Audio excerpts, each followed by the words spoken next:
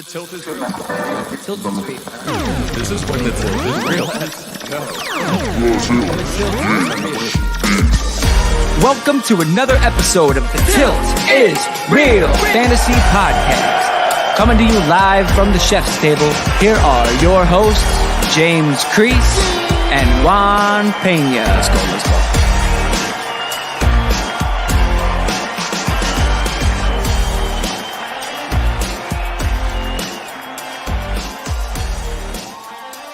And we are back for another Tilt is Real Fantasy Football Podcast. It is Monday, November 2nd, and we have survived the fallback on the clocks. We have survived another great week in fantasy football, and here we are to talk about it. As always, with me, my co-host, Mr. Juan Carlos Pena, and our esteemed executive producer, with beer in hand, Mr. FF John Swanson. What's going on today, guys? Birds win. Happy Eagles Birds fan. win. Happy Eagles fan. Happy Dolphins fan. And Happy then Dolphins fan. Great happy Dolphins fan. Way to go, man. Can I pull out an upset? Both Can I join this train? I mean, yeah, maybe. Join that train, man. I was gonna say, and the yet to be determined Giants fan, because who knows? It's Monday night. I need a miracle. I need a miracle in the Meadowlands. Any given Sunday or any given Monday night. Any given Monday night, man. I love that. Maybe Brady will get blinded by the Monday night lights. I doubt that, Chef. But not likely. Not likely at all. Hey, your defense has been putting a little bit of pressure on quarterbacks, and we've seen what happens to Brady when he's under pressure. He doesn't look the same. So maybe if you guys can put pressure with that front four, you might be onto something. Sure. We shall see. Indeed. Yep. Indeed. We had a great matchup of games this past week. A couple that went sideways a little bit, and not what we projected originally, huh, guys? What's going on, Packers? I'm looking at you. Yeah. I'm looking at you, Packers. I'm looking at you, Chargers. You know what, the Chargers, man? They always find a way. They always find a way to lose. I think that's 4 times that they've been up by 16 points and found a way to lose the game. It's heartbreaking. It's heartbreaking for isn't it? Herbert. I just feel like it's oh man. And you know what, sideways, Chef, you mentioned the word sideways, and it was the wind blowing. That's what killed everything, because that Browns and Raiders game had high score written all over it, but they couldn't kick field goals. They couldn't throw the ball. Like, it was a terrible game as far as see that. anything. Yeah. I was watching it today on NFL Network, and they were saying it was the lowest point total that the Browns have been held to, or that the Raiders held a team to, since like 2012. I got a little deeper history for you than that one. If you're ready, go Broncos, my man. Yeah, what's up, bro? Yo, go Broncos. The Browns had 6 drives yesterday. 6 drives, like, in the whole game. Like, that's kind of unheard of. You know what I mean? And it's the first time it's happened in the NFL since 1950 something. I forget what the exact year was, but yeah, nobody ever plays a game and they only have 6 opportunities to be on the field. So limited fantasy points for sure. And they pull out an upset win. That's unbelievable. Unbelievable. But let's get right into it, guys. Okay. Let's get right into it. We're going to start off with the Patriots versus the Bills. The Bills win this one 24-21. And man, is Cam Newton signing his release letter yet? It's pretty close, right? It's so sad looking at his arm. It didn't look right. It was so upsetting to watch. It didn't look strong.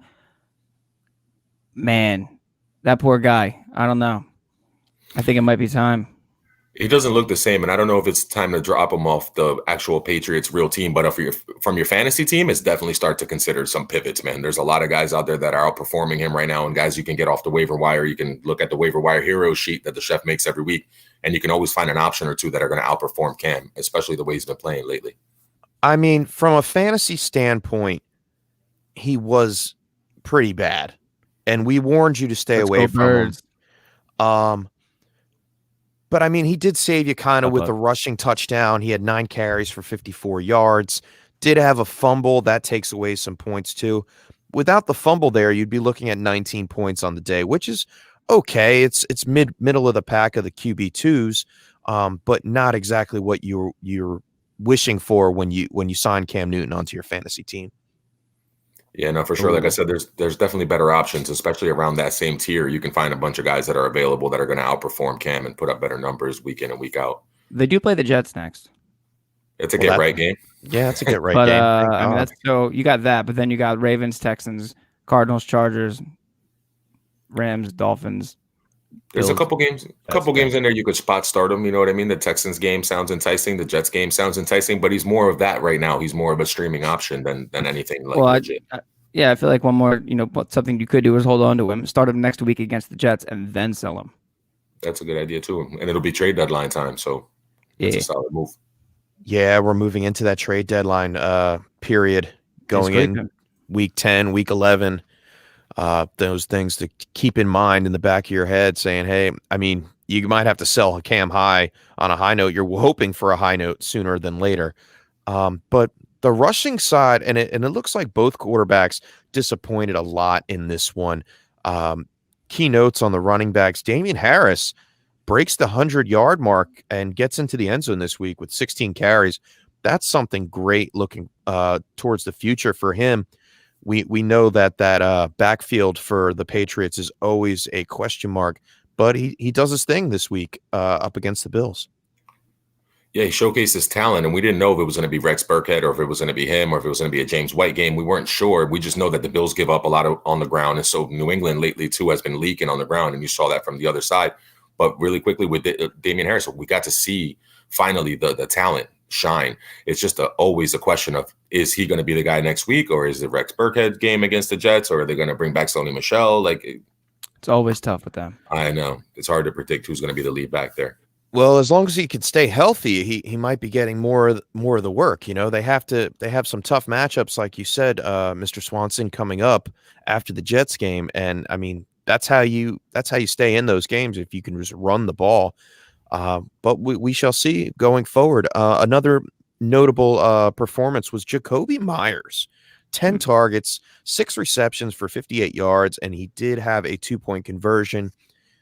Got you 13.8 fantasy points for the day. And we really didn't want to trust any of these wide receivers. But if you did have to start Jacoby Myers, you were rewarded with double-digit fantasy points. Not a bad turnout. No, not at all. Not especially in a landscape where sometimes you have to stream a guy like that. So if you did, congratulations. And I guess that what about the other side of the ball? That's Josh what I Allen, wanted to get into next. Yeah, what's going on? Oof. That was what's exciting. Yeah, I mentioned it a little bit. The running backs, they did work, man. Both of them. Yeah, we could take it from the running back standpoint. Yeah, I mean, definitely. Zach Moss, we finally saw what he is going to be going forward. And something interesting, they each got 14 carries. They each broke 80 yards rushing. They each had one target. Singletary caught his for 6 yards. Zach Moss did not. But Zach Moss gets in the end zone 2 times.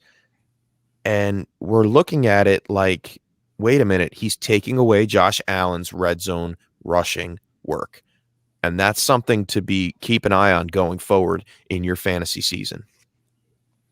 Yeah, because you drafted Josh Allen for just that. For the rushing adds a huge chunk to his floor and to his ceiling. Juan, what were you going to say? I'm sorry.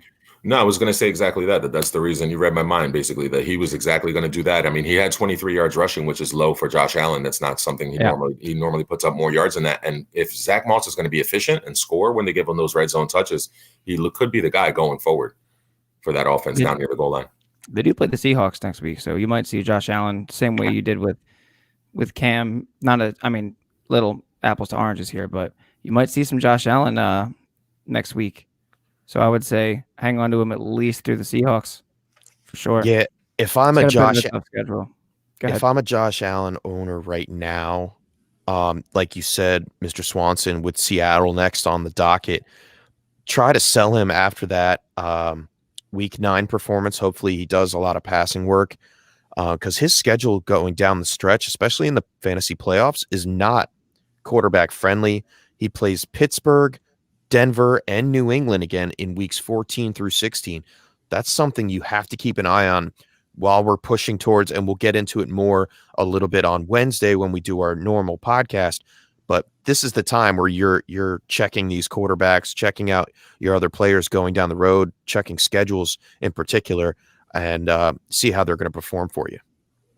It's super interesting that both teams have favorable matchups next week, and you're going to be able to have that moment where you can sell high. Like the pass catchers for the Bills also didn't have a great game, and of course that's correlated to Josh Allen not having a great game. But if you're playing Seattle, Cam Newton, like you mentioned, Mr. Swanson, there's a lot of people that comp Josh Allen to Cam Newton, and Cam was able to light Seattle up for 397 yards.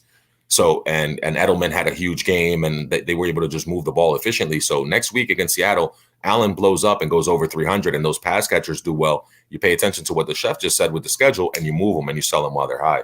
Yep. Yeah, and we were talking about those pass catchers. Diggs actually had the highest amount of targets and fantasy points for the day. 9 targets for 6 receptions and 92 yards. He's doing better than I expected. I will say that. I was misled with my thought in the beginning of the season, but like I said, down the stretch, it could get scary for him. Hi, Bree. Everybody say hi to Bree. Are you live? Yeah, we're live. Hello. Yes. That's okay. That's pretty cool, actually. You see the videos cool. of the high-powered executives and the kids running the room. I go, "What you doing? What you doing in here? You have to get out." I don't know why they're always British. I always feel like they're British. I don't know. I was just going to ask you why they became British all of a sudden. She had a great DFS day yesterday. Oh, nice. Yeah. She had Dalvin. She had I forget exactly which, but yeah, she did well. I hit on the DFS part of things. I think I won like $30. I'm not tooting my horn on that because I should have won a lot more. Hey, it's better than nothing. That Darrell Henderson injury killed me, but we'll get to that game in a second. Right now, we're going to go over the Tennessee Titans versus the Cincinnati Bengals. The Bengals pull out a huge victory, 31-20. Not quite what we expected from the Titans. And I guess we'll start there first. Pretty much a quiet day from Derrick Henry. Only 16 carries, 112 yards, and 1 touchdown. And I say quiet because normally it's way more than that. His carry total was a little low, but he got the production. He's Derrick Henry, man. He's a beast. He even put up decent numbers against the Steelers last week. Like, he's kind of matchup proof. He's the kind of guy you want to start every week, no matter what. He's the one bright spot. Still gave you an okay day for fantasy. Did he have any receptions, or was it just all on the ground? 100? It was just on the ground. He had one right? target and he missed. That's what it was. All right, yeah. So he had an okay day for fantasy, but definitely not what you were, really hoping for against the Bengals. I think the biggest surprise out of this offense yesterday was Corey Davis. Yeah. Took the words right out of my mouth.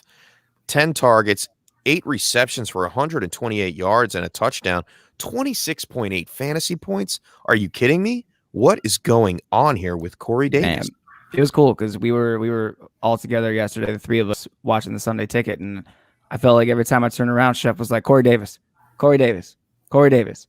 Yeah. I was like, okay, all right, starting to get on the radar a little bit more.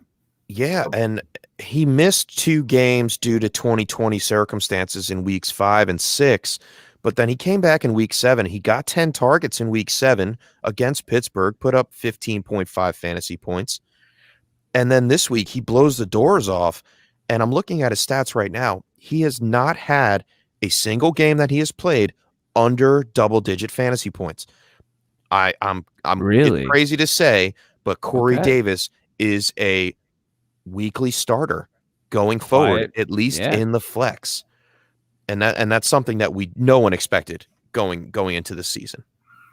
Now, the Tennessee Titans did. I mean, they drafted him really high, and this has been years in the making. Like, we've been waiting for the Corey Davis breakout year, and we just never get it. And then all the attention's focused on AJ Brown, and that probably had a lot to do with the fact that he was being not double teamed, and everybody has to pay attention to Jonnu, and Derrick Henry's a constant fear. Like, he's the 4th thing that you worry about if you're a defensive coordinator going into that game. So, kudos to him for putting up the numbers, and he probably should continue to have that same success because you're still going to want to take away A.J. Brown, Jonnu Smith, and Derrick Henry before you worry about Corey Davis.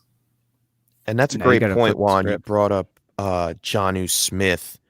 Only 2 targets, 2 receptions for 29 yards. Ferkser outscored him this week again. And this is the second time now that he's hit a slump. So what are we doing? Are we panicking with Jonnu Smith at all? I'm not. I gotta trust it. I gotta trust what I saw in the first few weeks. Through the first 4 weeks, he was tight end too, and then all that stuff that you said, the COVID, the scheduling, the changing around. He was a little bit injured too. So I think he gets right, and I think he gets back on track at some point here soon. Myself personally. Oh, go ahead, man. What were you saying? saying? I was just gonna say he going forward. It might be a little bit of a panic time. If you can pivot, I think you might want to think about it. Just looking at his schedule, he plays the Colts twice in the next 1, 2, 3, 4, 2. He plays the Colts his twice. Next 4 matchups and the are Colts tough. have still not allowed a touchdown to the tight end position. So I don't know, man. They did get worked by Hawk though. Yeah, they did. They did get worked by Hawkinson. They did get worked by Hawk, but I think that's attributed to Matthew Stafford. Yeah, it's probably an outlier a little bit. I think it might be an outlier because Hawkins, he's a special talent. I think he's going to start creeping up the ranks of tight ends when we start talking about tight ends next year, maybe even before this season's over. But I don't know, man. I'm thinking maybe Jonnu panic time. Chef, what were you about to? No, I was going to mention the schedule, and I'm glad you did. And we have to remember they are tight ends, and they are not the focal point of most offenses like a Travis Kelce or a Mark Andrews, or even a George Kittle, and we'll get to him later. And that's part of it. They're not looking for that. I think Jonnu Smith's huge games, his big game production wise, came with AJ Brown hurt because they really didn't have anybody else to throw to, and Corey Davis has created a chemistry with Ryan Tannehill, and that seems to be going forward. I think Jonnu Smith, he will be a reliable tight end, but you have to lower expectations, especially with the next 4 games. Yeah, something big that affected this game, and I believe like nobody's paying attention to it, is Taylor Lewan, man. Like I keep saying it on these shows, and I keep repeating it. But if you're missing a bookend left tackle like that makes that much of a difference. Last year, the Titans were terrible while he was suspended the first 4 games of the season, and then you saw them emerge, and Derrick Henry went on to have a fantastic season, and the emergence of AJ Brown and Tannehill and all that, it all coincided with Taylor Lewan. Now he's out for the rest of this season. So how they can patch that up? You saw them; they shouldn't have lost to the Bengals. Like the Titans were a couple plays away from going to the Super Bowl last year. So that's not a team that should be having trouble with the Cincinnati Bengals.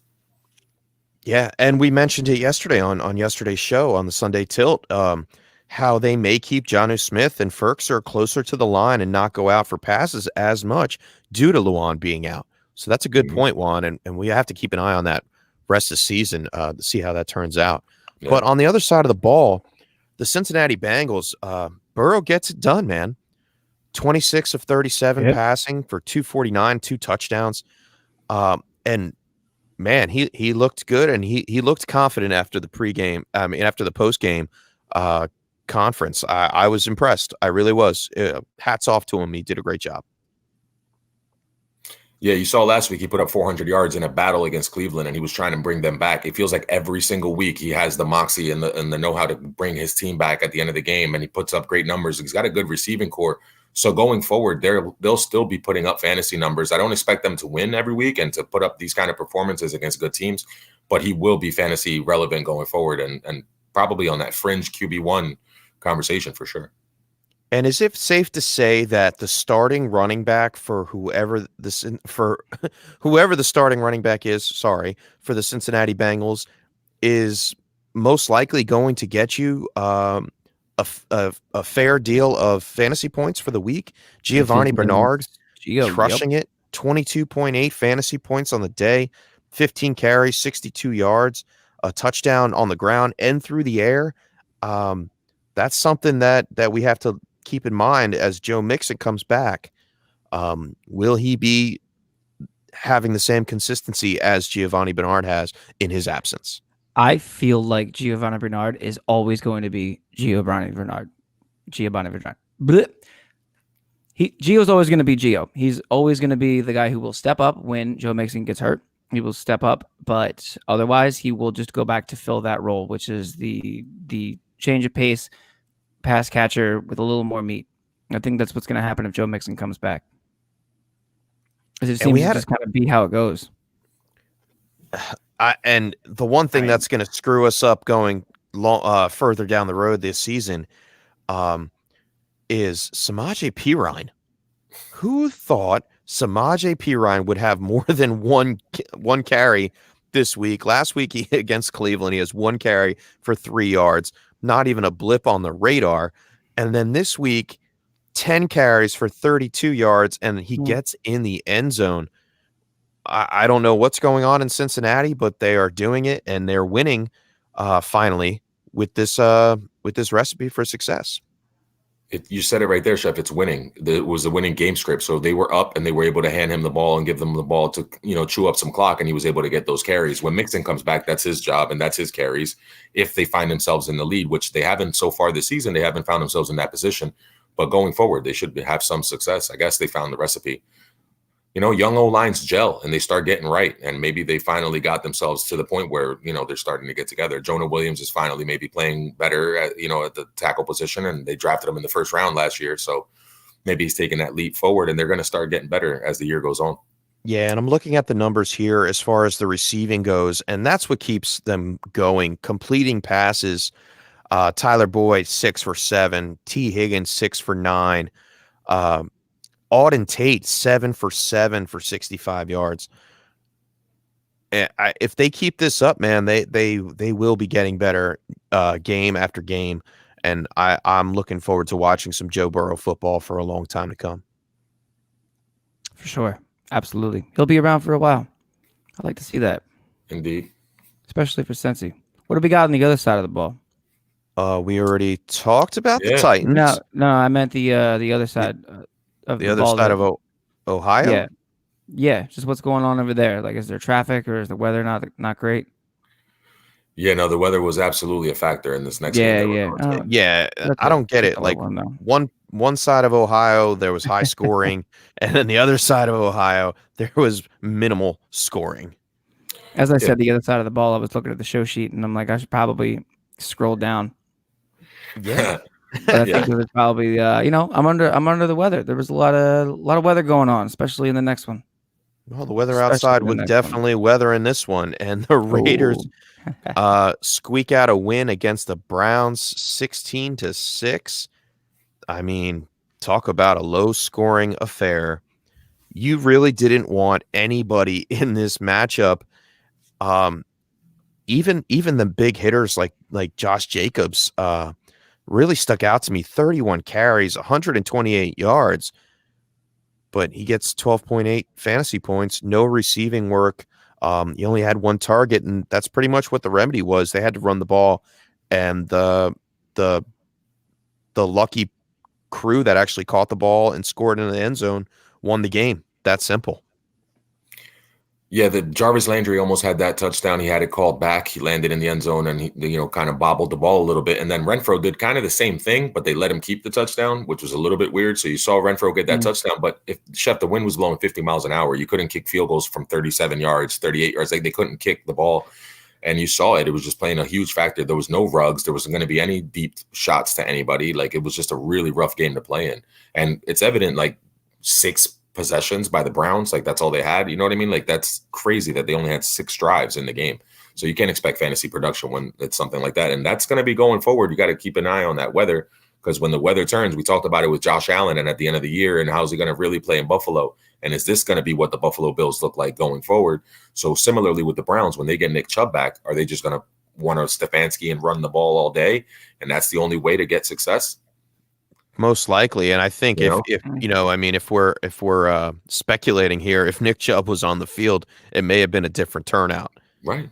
Although Kareem Hunt did do decent work, I think with both starting running backs there, they might have gotten the job done against the Raiders. But the Raiders hold up. They do a good job. I guess they got the win. And that's, this was just for football purposes. You weren't happy with the fantasy points, but you have to kind of wash this one away with the rain down the drain and keep it trucking. Indeed. That's it. Keep on galloping. Because we're going to the Colts game. Nah, I like that. Because we had so many horse references the other night on our Halloween show. So I figured we did. We got to keep up the horse references, man. And keep galloping. There's a lot of them. Black Horse Pike. Colts versus Lions. Colts win 41-21. This was a strange game to me. Indeed. Like, I know that, there was a lot of points scored and a lot of fantasy implications, but it was weird what happened to Jonathan Taylor and how he wasn't effective, and he got 12 carries but didn't do much with them. How did the Colts score 41 points and Jonathan Taylor has, was it 31 yards? Well, here's the secret, guys, and we heard about it in the post-game conference with Phillip Rivers. Phillip Rivers came out and said JT was nicked up. He was banged up, and today he shows up on the injury report. Yeah. So they kept it under the lid, and I think he's dealing with some kind of knee thing. I'm not sure. They haven't announced it officially, but he did show up today on the injury report, and that pretty much explains why Hines and Wilkins really did all the work. Yeah, I've been waiting for Hines. A little bit of an ankle. Yeah, I've been waiting for Hines all season. I'm a Hines truther. I thought he was going to be like Austin Eckler was for Phillip Rivers. I thought that was a perfect situation for him to come in and do that. And we saw that happen yesterday. He threw him the ball. He was involved in the passing game as well. I didn't see Wilkins coming, but nobody knew about the injury, so they kept it under wraps. How could we possibly have known? And we saw that last year. It happened. Jordan Wilkins came on the scene when Mac was down, and then even when Mac came back, Wilkins was still there. And that's just something to keep an eye on moving forward. I'm pretty sure if Jonathan Taylor owners, are you both a little bit nervous going forward with the usage? With the usage, well, the usage is that due to an injury? But either way, yeah, a little bit. He must have gotten hurt in game because they're coming off a bye, right? And they should have had time to announce this or let it be known. Like, if for there to be no news about it, it had to have happened during the game. Yeah, he says he's dealing with a minor ankle injury. And yeah, I am a little nervous going forward. I'm happy if I can make it to the fantasy playoffs with them on my roster, but next week up against Baltimore is not looking promising. Steelers week 16. But that league that I have, I only have one share of Jonathan Taylor, and fortunately enough, I'll probably lose out on that one. I'm just trying to keep my head above water, but I am 500. Somehow I've made it with 500 with losing Saquon Barkley earlier in the season. Do you attempt shopping Jonathan Taylor at this point before the trade deadline? Where I was going with it, it depends on what I can really get for him. I mean, at this point, who can you really get for him? He did not perform today. I was hoping, or yesterday, I was hoping this would have been the game that you could give him a little boost. You can't really sell him on a off production day. That's the problem. People want to see those numbers, that recency bias when you're talking trades. They're not talking about what he can do. They want to go off of what he's done already. And we really haven't seen a great breakout game from him. And it was supposed to be yesterday. We saw the other two running backs blow up. Jordan Wilkins come out of nowhere. The ghost of Jordan Wilkins just scooped up all the fantasy points. Those were all Jonathan Taylor's points. And that's how it should have been. But it didn't happen that way, unfortunately. But man, now you guys got me worked up. That's the idea. I had Jonathan Taylor and Nyheim Hines on the same roster in one of my leagues, and now I'm just staring at it like, I guess I have to start. At least it was clear. At least you have Hines. I have exactly. I mean, I have that. It feels weird to start Hines over Taylor, but if he's going to be banged up, then I think I would. Yeah, like I mentioned earlier, they're going up against the pivot off of anyway. T.Y. Hilton showed up on the injury. He came out of the game with a groin injury. He seems to be okay, and will be day to day, something to monitor. And on the other side, I'll just stick with this. The two tight ends, and we called it earlier yesterday in the Sunday Tilt. We didn't know who it was going to be. Was it going to be Mo Alley Cox, Trey Burton? And we kind of wrote off Jack Doyle, and this just, it throws another stick on the fire on who are you going to take? All three of them saw at least 3 targets. Mo Alley Cox and Trey Burton getting 4 targets. Yeah, so you don't know who it's going to be. They're all going to be touchdown dependent, and it's like flip a coin and see where it lands. TEBC? Yeah, right. TEBC? Yeah. TEBC. TEBC. TEBC. Um, That's a true TEBC. I'm going to leave them all alone against the Ravens this week, though. Absolutely. Yeah, I think that's a smart move. What about the other side? With Oh, them the other side Lions? of those Lions, man. Stafford, he did his thing, man. I'm not mad at Stafford at all. You know, he puts He up, always he's does. 24 for 336 for 3 touchdowns. Does have 2 turnovers in this game, throws an interception and fumbles the ball. But it seemed like they couldn't get anything going on the ground, mainly Yeah. up against the Colts, and that's where they faltered. You know, Kerryon Johnson was the lead back per se, fantasy wise this week. Gets in the end zone, and from passing work, he didn't even have a carry. He just had 2 receptions for 15 yards and a touchdown.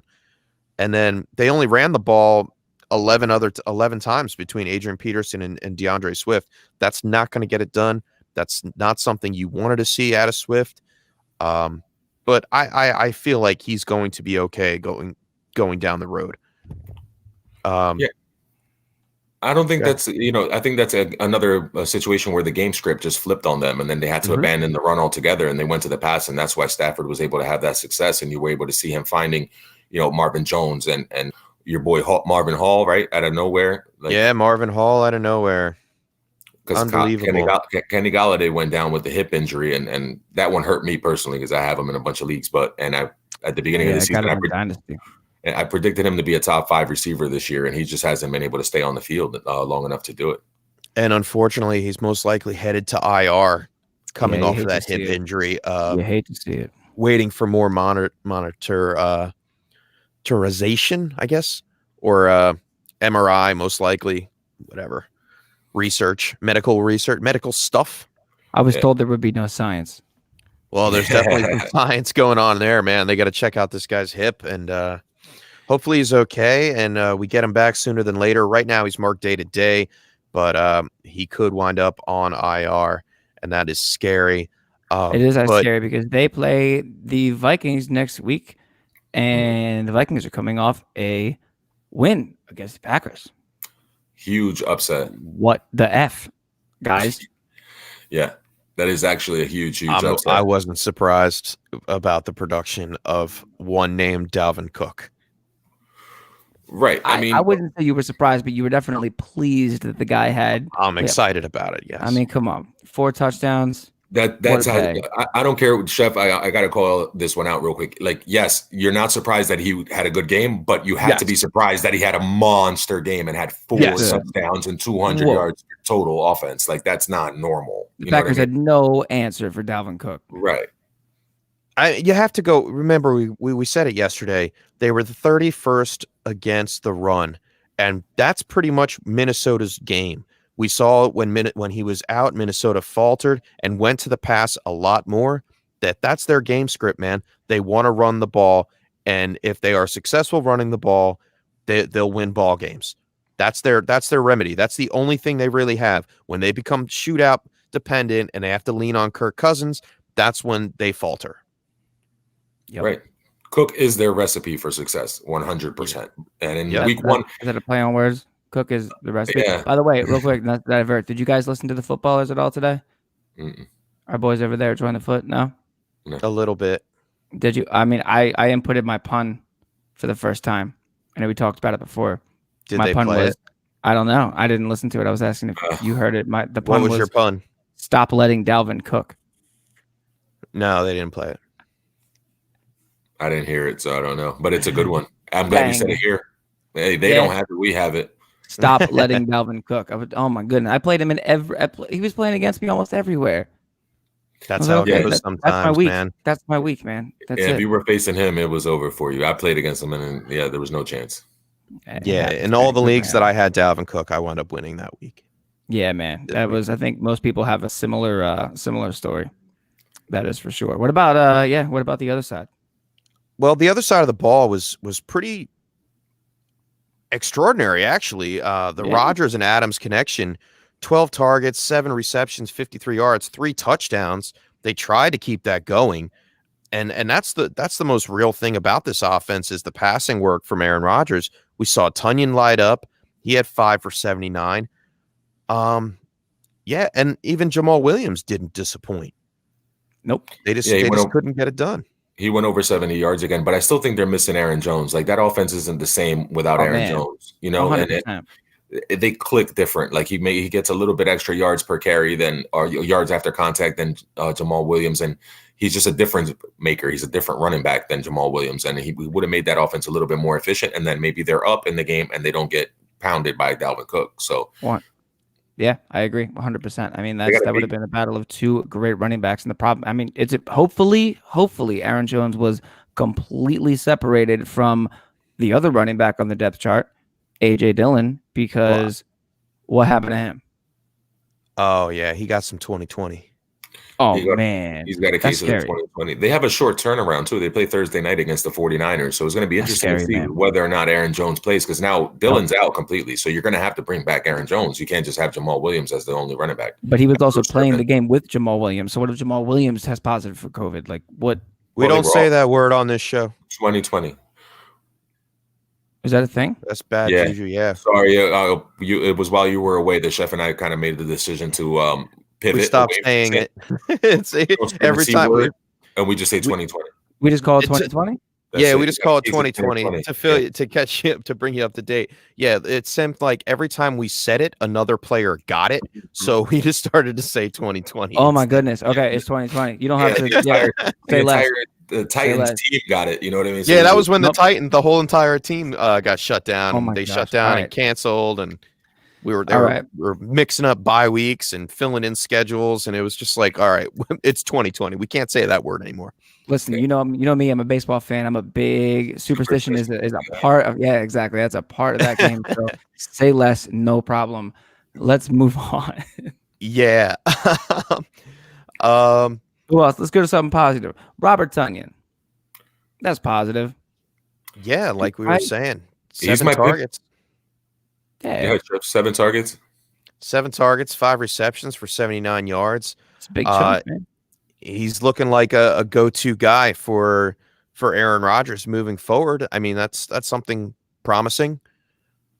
For sure. I'm looking for them to do something here between tonight and tomorrow at the trade deadline. I know it's not customary for the Packers to make any kind of deadline moves and make trades, but they really do need another receiver. Like Aaron Rodgers was throwing it to Equanimeous St. Brown. He was trying to squeeze it to him, and he kept giving him chance after chance, and the kid just couldn't come up with the catches. They need another reliable option that's not Devontae Adams, so he doesn't get doubled. And even with the doubles, I know he eats, and he got his 3 touchdowns, and he's his favorite target, but a little bit of a release, a little bit of another option would go a long way for that offense.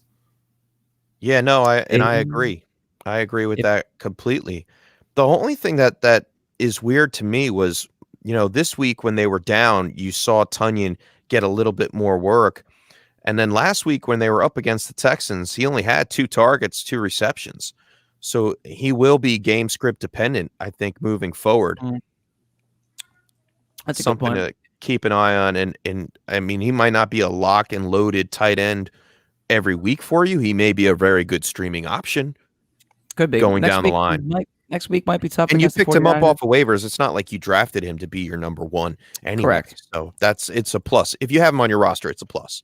I mean, hopefully you didn't spend. He was a hot commodity, man. After that one game, what do you have? 3 touchdowns that game? Yeah, he had a Kittle when day. He broke out. Yeah, he had a big old day. We're calling him Baby Kittle and all that stuff. I mean, we're gonna get to that too. But just one thing to note here: Niners have only allowed 1 touchdown to tight ends through 8 weeks, and that was to Gesicki. Yeah, I would temper expectations going into that game next week. Yeah, Fred Warner and Quan Alexander are the real deal linebackers, like covering tight ends and stopping that. So, I'll pause you right there. Quan Alexander was traded to the New Orleans Saints today. Oh, wow, that's right. You know what? The Packers really needed a linebacker. That's kind of crazy. Quan Alexander was traded to the Saints, huh? This just in. We have breaking news. Quan Alexander was traded to the New Orleans Saints today. Breaking news. Breaking news. That's going to help them a lot. We're going to Chef, live at the Chef's table. Chef, what do you have for us in the breaking news? I mean, I don't have too much on it. Let's see. Sounds good. We're going to go down to one. Hey, this is absolutely absolutely great for the Saints because they add someone to help Demario Davis, and now they'll have two really good linebackers that can kind of go sideline to sideline, and it'll solidify that defense a little bit. But it's a telltale sign that the 49ers are packing it in. I think that, at this point, I feel like it's time that the 49ers are just saying, all right, this season is a wrap. Yeah, All let right, me so see maybe if I that, can find Robert a little Tonyan, bit more on it. Hang Maybe on that one Robert second. Tonyan stock goes up then next week. Maybe I like he's it. play this week. Okay. I know I'll be thinking Okay. about it. I know I have him in a few leagues, and I'll definitely be giving that some consideration, whether or not I start him on Thursday night. I love starting players on Thursday night. Yeah, I they know, I do traded too. him. They traded him for linebacker Kiko Alonso and a conditional 5th-round pick in return. Oh, they got That's a Kiko. money. It sounds like a money move. Alonso used to play for the Dolphins too, and he was a pretty decent linebacker. That sounds like a money move. Yeah, to get that Ruh-roh. extra pick for next year. And clear out a little bit of cap space. Mm-hmm. Seems to be like a lot of teams are going down that road. Speaking of those teams, the New York Football Jets versus the Kansas City Chiefs in a very unexpected upset. The Chiefs win 35-9. Since it's only one letter away with an I, I'll bring it right from the Chiefs to the Chefs. Chef, what'd you make of the Chiefs? Well, I don't think they took their foot off the gas one bit, even when they were up by 4 touchdowns. They still wanted to throw another 40-yard touchdown pass to Tyreek Hill. Mahomes for the day, 31 completions on 42 attempts, 416 yards, 5 touchdowns. Let's go. He is the QB1 for the week. And his connection with all his receiving options was very much alive in this one. It was, man. Mecole finally had his day. Yep. Did you start him? Mecole finally had his day. But you didn't start him. I did not start him. I had to. I was lucky enough to have certain folks back from the bye in order to start him over because I believe in him, but it gets to a certain point where like I'm glad he had that game, but are you really going to keep starting the one guy that you believe in week in and week out? No, when you know you have a smart exactly. Not by week 8. Yeah, I have Mecole in Dynasty, and I'm holding on to him because I truly believe in it. And sometimes it takes a little while for that talent to really show up and the opportunity to show up. Mahomes is almost kind of a wild card because he will absolutely throw to the open receiver, kind of like how Brady does, and spreads the ball around. Yeah, spreads it around, so you can never really expect what you're going to get. I feel like it's great to be a Kansas City Chiefs fan and love Mecole Hardman. Yeah, it's good to be the Mahomes owner. I can it is say good. that from It is personal great. experience. I have Mahomes. I have him in one league. I drafted him in one league. Mm-hmm. And I don't want to be politically incorrect. I have Mahomes killing it for me in the Outlast League. Right. Oh, now. Yeah. You just beat me in that league this week. And that was one of my only 2 victories. Great figures. I got against me. I got railroaded in the leagues that we've been in for a very long time. So, tie me to the railroad tracks. Do what you got to do. Yeah, but you've been doing pretty well in all those leagues. You deserve a little loss here or there. I'm not sympathetic for you at all. The chef has no feelings for you. You guys crushed me this year. Well, Juan and I, we battled a little bit, but yeah, JP, you've been crushing me all year so far. I don't want to hear it. I have no empathy for you whatsoever. Nope. Fair enough. So speaking of very little empathy for anything, what about you want to talk Jets? No, I want to talk about the running game real fast. Oh, okay. And the timeshare that each of the running backs had for the Chiefs. We thought that they were just going to come in and run the ball, and they did not. Mahomes just figured he'd just throw it and make it easier for them. They each get 6 carries. They equal 28 yards on the ground between the both of them, and then 41 yards receiving. They both went 3 for 3 on receiving. Don't top 6.1 fantasy points. What are your thoughts? And I'll throw this to Juan. What are your thoughts going down the road for Kansas City between Le'Veon Bell and CEH for fantasy purposes? Yeah, I'm still going to trust on that CEH is going to be their lead back. I'm still going to trust that depending on the matchup is what they'll do as far as running the ball or throwing it. Like Mr. Swanson said, it was really easy for them to throw the ball down the field against that Jets team. And he just found it to be, if you're scoring 40-yard touchdowns, you're not getting down to slowly, to the 10 and the 5 where you can use them around the goal line, give them more work. You don't have to do it if you're gashing them every single time. And those 5 touchdowns that Mahomes threw are one more touchdown than the Jets have thrown all season.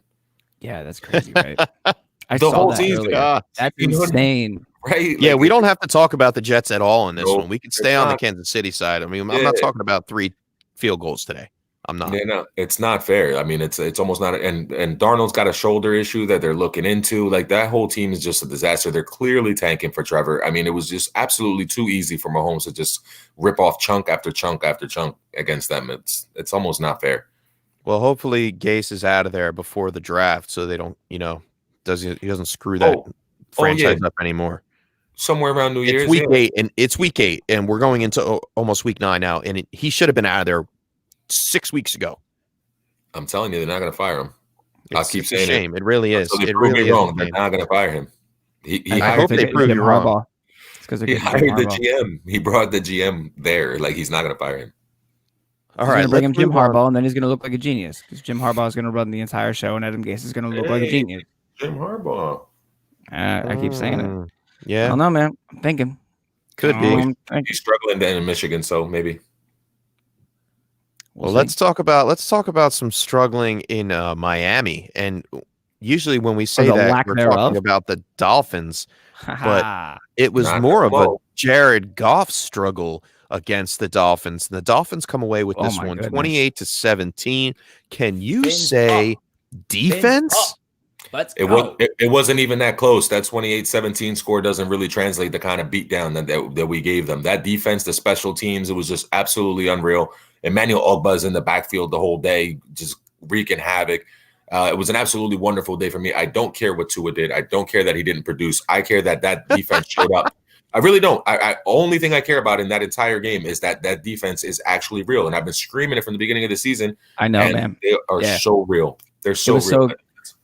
Like, all 3 of us were watching the games yesterday, and we got to watch the emergence of Tua, and even more importantly than that was the impacts of the defense that Juan's been talking about since before we even went live on a podcast, before we even fired up a microphone, and to see it all come together and his eyes light up and everything. I know I speak for James and myself when we both say, fins up, good for you, what a win, keep it rolling. Yeah, when we did the Beast of the East episode, you highlighted the Miami Dolphins defense, saying that they were going to be a wrecking crew this year, and kudos to you, man. They get it done against the Rams, and Tua didn't really have to do too much. He did score a touchdown to Devontae Parker, so that's good. He got his first one in the end zone. Great pass. By the way, tightest window throw in the NFL this year. Yep. I saw that. What was it? Like 0.28 yard. Yeah, 0.2 of a yard or something like that. 0.28. Yeah. That's crazy. Yeah. I wonder what that is. And halfway through this game, didn't we realize the what? It's a foot, Chef. It's about a foot. Oh. 3 feet make a yard. It's about a third of a yard. What was it? I think halfway through this game, didn't Ramsey go out? Did Ramsey return? He came back in the game, I'm pretty sure. He did, Ramsey came back in, but Darrell Henderson did not.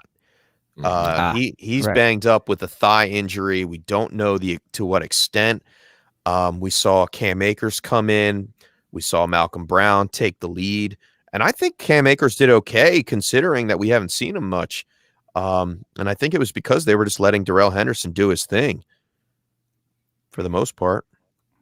He's been the most successful guy out of that trio throughout the season, Darrell Henderson, So when he goes down, obviously Cam Akers is going to get a little bit of a look. The one thing that we talked about yesterday in the pregame show that they were able to do was get Cooper Kupp involved and get him off yesterday. Oh, yeah. Fantasy-wise, Cooper Kupp and Robert Woods, man, they had a day for you. Over double digits in the 20s. How are they going to how do they throw the ball 21 times to Cooper Kupp and he only comes away with 11 receptions? Like, Dolphins defense. You target that guy 21 times. That's a ridiculous number. That 21. He had the opportunity to be wide receiver 1 this week with that many targets. Dolphins D is real. Right. Igbenogany is who they picked on, and he's the weak link out of the 3 corners. But if you can only pick on a guy for so long before he actually does something great. He's a great athlete. He's just a rookie corner. So that's why they were able to get Cooper Kupp off, but they were double teaming him and bringing Rowe down to try to take that away on some of those plays. And I think he's leading the league in pass breakups, Eric Rowe, right now, and as a safety. So for him to come down and double and the situations that they needed to, they did a great job of just getting off the field. And all that stuff was late, Chef. Like, they were down big, the Rams. And that was just a lot of like, we're going to play zone and we're going to back off and we're going to let you work it down the field, but don't get in the end zone. And it was a defensive onslaught from the beginning, from the first drive. They shut them down, and then they picked them off, and then they had the fumble recovery, and they ran that in to the end zone, and then the punt return, they ran that into the end zone with Jakeem Grant. Yeah, boy. Yeah. So it you're right. They were playing from behind, and they were forced to throw the ball more so and lean on that kind of game script. And if you own Robert Woods, you were happy about it. Got you 28 fantasy points for the day. And that's two touchdowns for Robert Woods. I mean, two rushing touchdowns. Yeah, because he ran that in. That was a little jet sweep, wasn't it? He caught one. He ran one and caught one in the end zone as well. He got a receiving touchdown later in the game. But 7 for 85. I'll take it. Rams have a bye next week. Are you starting Tua next week against the Cards? Yeah. If you have to. I mean, if you have to. You shouldn't have to, though, unless you're in like a super flex league.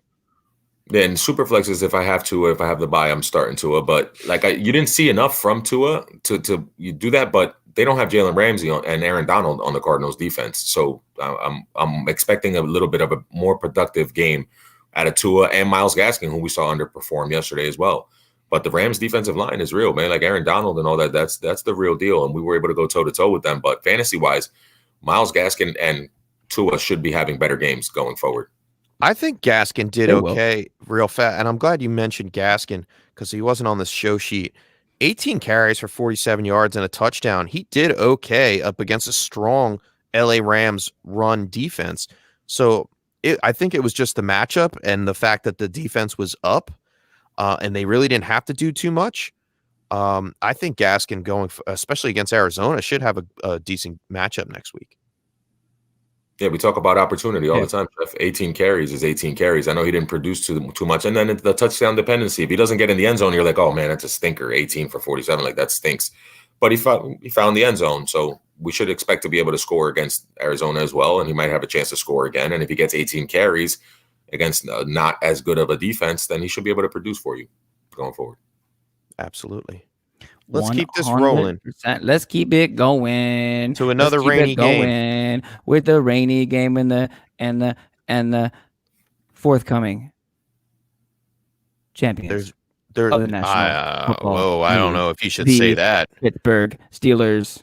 I don't want to crown anybody just yet. I want to pump the brakes. Yeah. Sound drop right here. Pump the brakes. Yeah, right. I wish I had the screeches button. If you want to crown them, crown them. But we had them when we wanted them. They are who we thought they were, and we let them off the hook. Yeah, Steelers won the Super Bowl. I don't think so. I'm just gonna say it right here. I'm not even sold that they win the division. How about that? Yeah. It's okay. Wide open. Okay. Yeah, I don't love what I'm seeing from Ben. Road Ben is real. Like road home split with Ben is real. I don't know about all that, Mr. Swanson. Might have a little friendly wager happening. Yeah. I mean, last time I checked, the Steelers to win the Super Bowl, they got to win that division first, and then they got to beat a dude named Mahomes, and then they can go to the Super Bowl. I think they can. I think their defense can shut down Mahomes. I think they can do it. I think it can happen. Do they play each other in the regular season? In the AFC Championship game, Chef, they play each other. Oh, I'm not even convinced that they make it to the championship. That's what I'm saying. I don't even know if they win the division. We're gonna listen. We get our answer in a couple weeks when they play the Ravens again. So we'll see kind of where things are going in a few weeks here. How did the Ravens they barely beat the Ravens in the rain, and yes, it was a rainy day for most of this game. I mean, it wasn't like it wasn't going to be a blowout, but it was a hard. Actually, they scored more points than I expected them to, and killed my parlay with the over/under. I think it was like 49 points. Yeah, Right, but so Mr. Swanson, that defense, I know it's vaunted and it's amazing, right? But they got hit for 250 yards yesterday, didn't they? Like the Ravens ran for 250 yards on Against the the Ravens in bad weather. It's the Ravens. It's not like they. Yeah. Okay. And Lamar Jackson threw for 200 as well. Right. So that vaunted defense, they got worked a little bit. They just weren't able to capitalize and finish. Like Lamar Jackson also turned it over 4 times. That doesn't help you. Yeah. Well, yeah, no, that's Lamar Jackson, but we're just saying in general they gave up 400 yards of offense throughout the game. So, you're saying their defense is vaunting. Yes, they're pretty good, stingy against the run, but J.K. Dobbins 113 yards, Gus Edwards 87 yards in a game where they knew they were going to run the ball because it was raining outside. And Lamar ran the ball too. So they're at 200 yards with just the 2 running backs and then Lamar too. So, I mean, I love the take and I love the defense. And I love defenses. But Devin Bush is out. It's starting to look a little bit different. Like they lost him last week and they were able to win. But like this week, it's starting to look different. That's all I'm saying. That defense is starting to look a little bit different. Super Bowl. All right, stick to your guns. I dig it. It's on the board. It is on the board. Poor Deontay Johnson, though, on the Steelers side, man. Unbelievable. That's the third time this season that he started a game and then got hurt and went out for you. Like you started him, no injury concerns, everything's ready to go. When he's played a full game, every time he's had 10 targets or more. Every single time that he's played the full game. Unfortunately, he's had 3 occasions where he hasn't played the full game and then another game where he just missed altogether. So, and it is tough. It's tough because he's healthy. You want to start him. Why would you not want to start him? And then the unthinkable happens every time. Yeah, if you project him out right now, he'd be leading the league in targets if he played every game, and he would be crushing it in fantasy. But if he can't stay on the field, like the chef said yesterday, like it's hard to trust him at this point. It is. It's hard to have him save you. Connor saves you though. Yesterday, yeah, Connor got in the end zone. That'll help your fantasy day for sure. He's been steady Eddie the whole season. Yeah. Yeah, 15 carries, 47 yards, and a touchdown, 3 receptions on only 13 yards. Yeah, he's a low-end RB2 right now, and that's where he's at. I think that's maybe where he stays. That's what they want out of him. I don't think they want to put all the pressure on him to be that elite running back because I don't think he is that elite running back.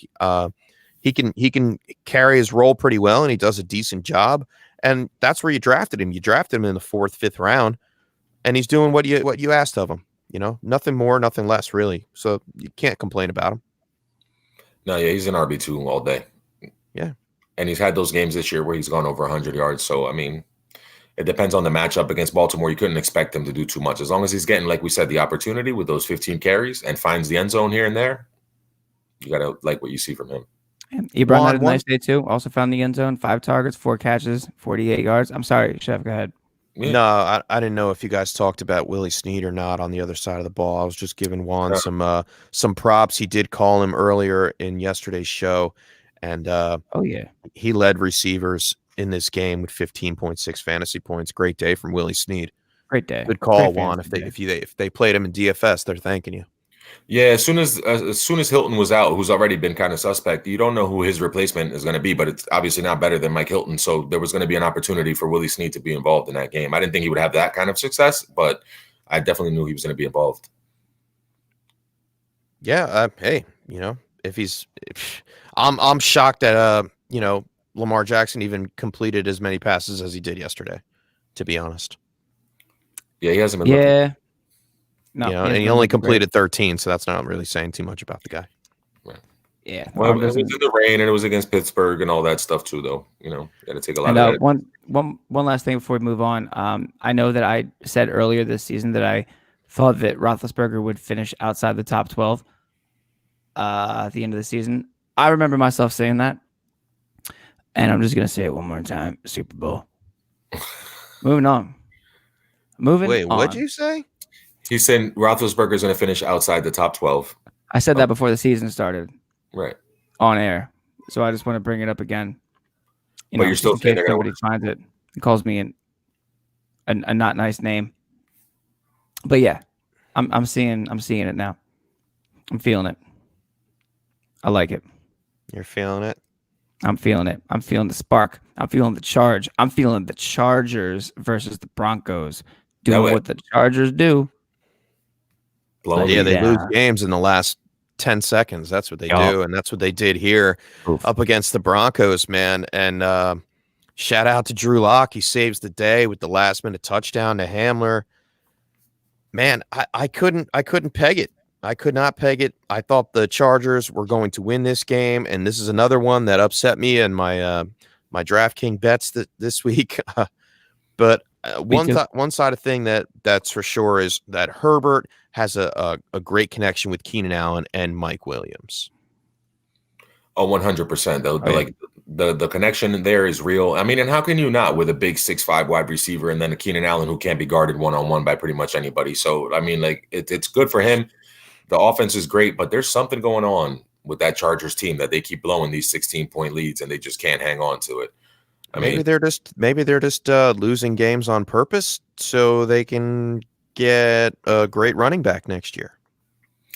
I mean, they get a great running back in a couple weeks when Eckler comes back. You know, you would think that they would try Could you to imagine a guy like Chuba Hubbard or Travis Etienne with Eckler on this roster? I wouldn't want to Wow. do it for fantasy purposes. That would be terrible. It would be great for Well, football. for fantasy purpose, yeah. Yeah. No, I'm For talking football, for, that'd be great. for football purposes. Oh, yeah. You know, Yeah, because it would be- Kelly's not doing That's it. a playoff team right now.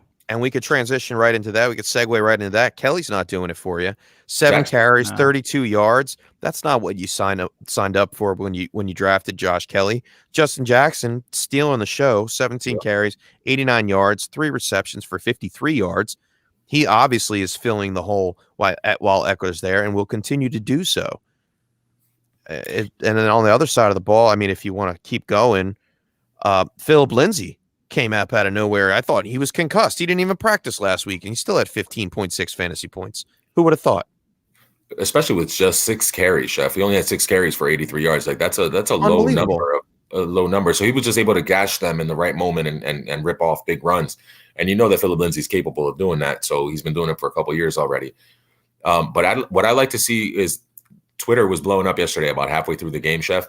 And they were saying, can we call Locke a bust? Can we already say that Locke is this and Locke is that? And then Locke came back at the end of that game, Chef, and he was on fire, dude. Like he was looking like a real first round pick, like a front He was corner. playing some street ball, man. He was almost like when Gardner Minshew last year won all those games. He was just slinging it and just like, all right, we got to win this. We just got to keep riding. And his weapons showed up, man. You know, KJ Hamler coming out of Penn State, he was awesome in the slot. He is an awesome slot receiver. I'm not shocked that he caught that touchdown. I'm really not. A lot of people had him very low in the draft, and he was one of those guys that I wish I could have drafted. I wish I had the opportunity to draft. Listen, on paper, that offense before the season started, you had Cortland Sutton and you had Jerry Jeudy and you have KJ Hamler with Noah Fant and Melvin Gordon and Lindsey. Like that's a great Madden team. Like that's like a street ball team. Like you're saying, like just go air it out. But Vic Fangio is going to completely, corral that and keep them to run the ball and be like that old school until they find themselves in a position where they need to. But at least you got to see that Locke can do it if need be. Like he's able to sling the ball down the field, and he was finding everybody down the field. It wasn't just KJ Hamler. He threw a nice pass to Jeudy, which he was able to exploit later on in the game. So, I mean, they brought their team back. We can talk about the Chargers losing and them giving up leads, but you got to give props to Drew Lock and that offense and the way they were able to move the ball at the end of the game. Oh, 100%. And I'm not out on Locke yet. I'm just, like we said, we were tempering expectations until we see the real product. And he stood toe-to-toe with Justin Herbert in this one. Mm-hmm. He only falls not even 3 full points short of fantasy production. He scores 20.8 fantasy points on the day, 248 yards, 3 touchdowns. He had 1 interception. I'll take that. That's okay. You really think about it, he's still in his rookie season in a sense. He only played 5 games last year. And then he got hurt in week 1 this year. So yeah, he's still learning, and I think he has a bright future there, and John Elway likes him on that team. And I think if he keeps pulling wins out like he just did against the Chargers, he's going to be in Denver for a long time, and has been in need of a great quarterback. I'm not saying he's great or elite or anything like that yet, but a quarterback that has potential to be a leader for their offense. Many of them that they went through before Locke was there.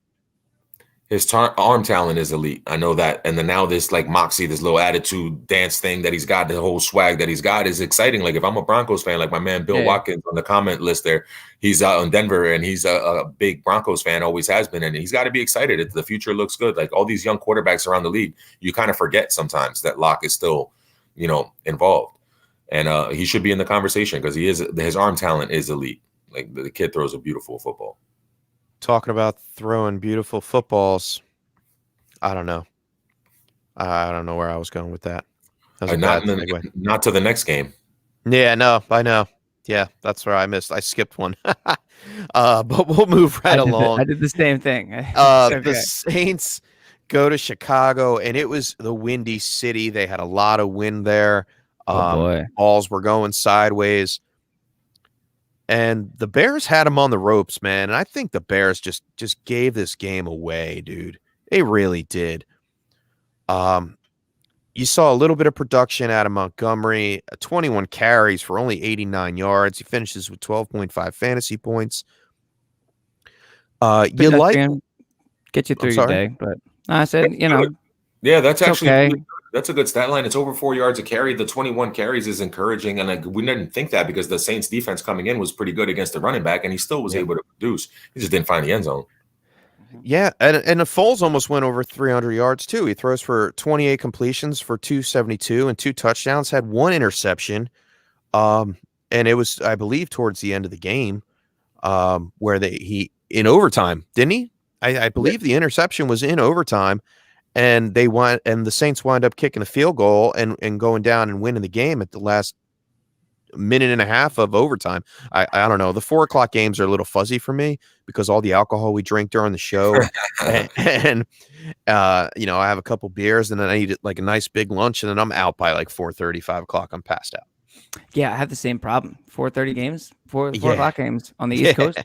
Man, unless it's different if your team's playing in the 4 o'clock games, because then you have a job to do. Stay awake, but man. You owe it to your city to stay away for those games. But for the other ones, I feel like I'm like one eye open. I made it through that one.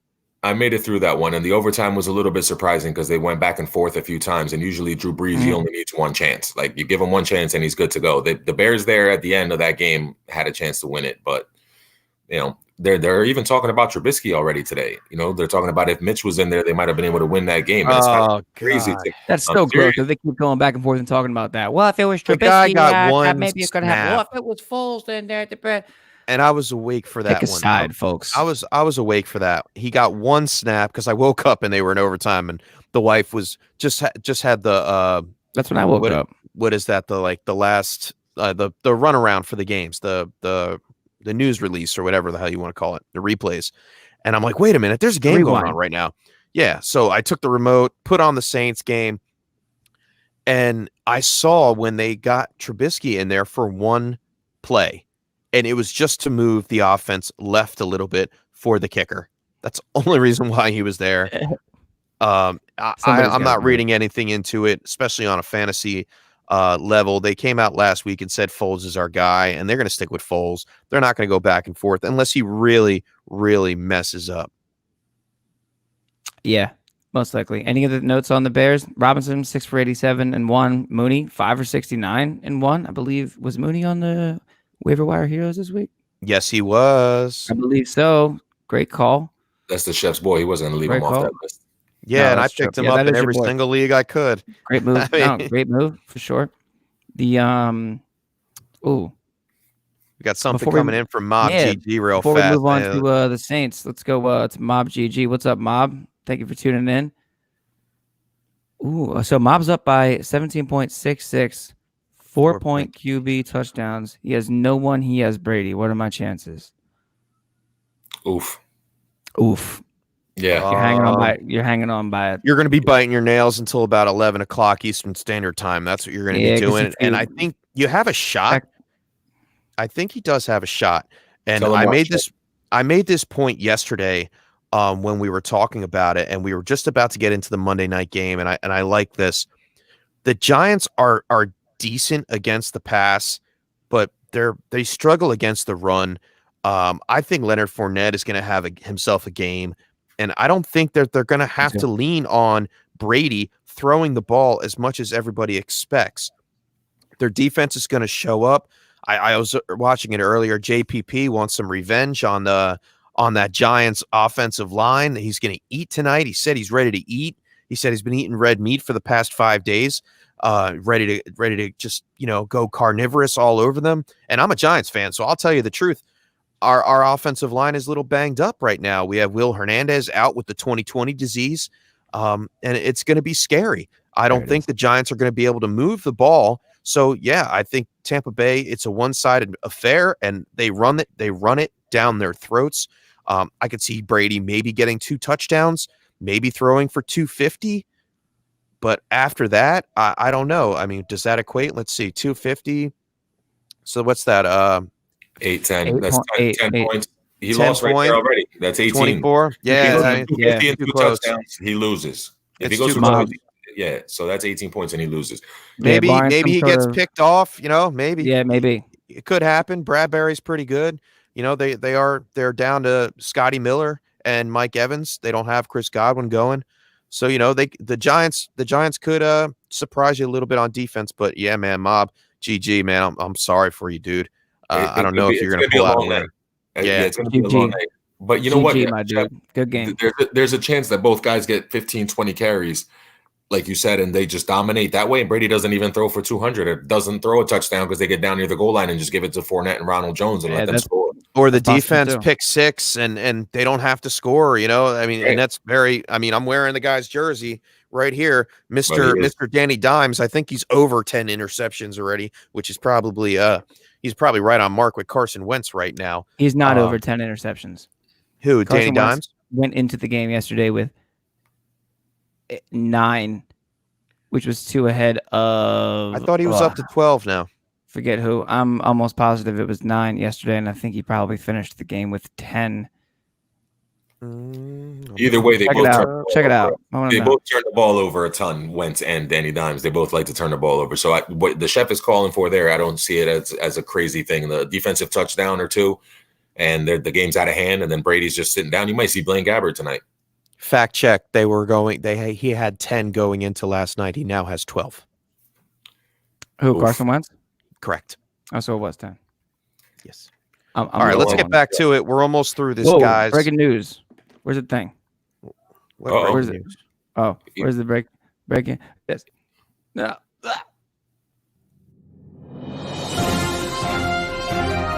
This just in. We have breaking news.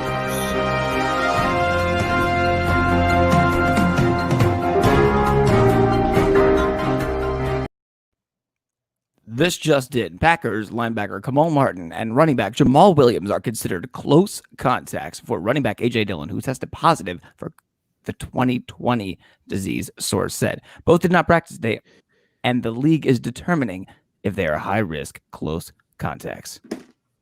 Well, they're definitely high risk. I don't like that. I like that Aaron Jones is probably out of the facility.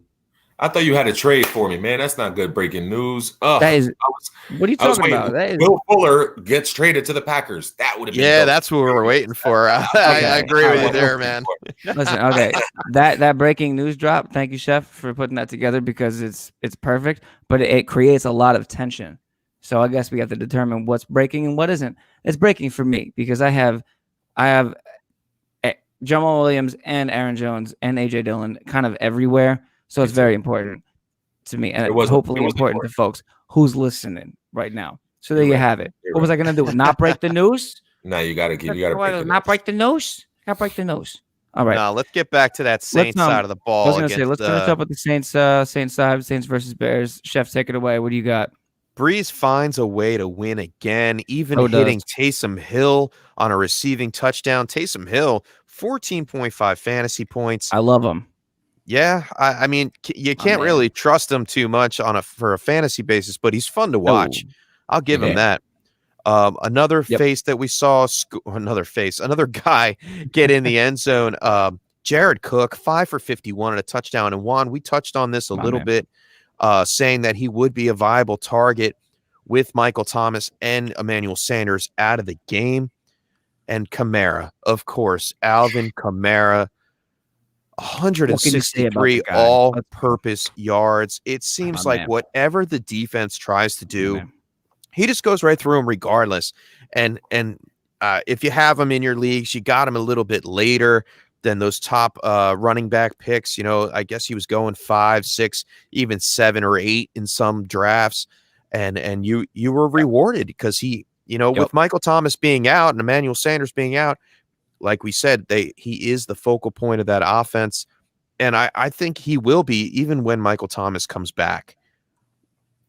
He's still going to get his, Chef. He had 81 catches in 3 straight seasons, right?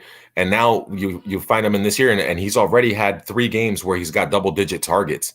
Like, the dude's just an amazing football player, and the way that Breeze's career is going and the way the trajectory is where he wants to throw it shorter and shorter, he becomes even more and more important and more viable. And Alvin Kamara, I don't know why I faded him and why I didn't take him in leagues as the 3 or the.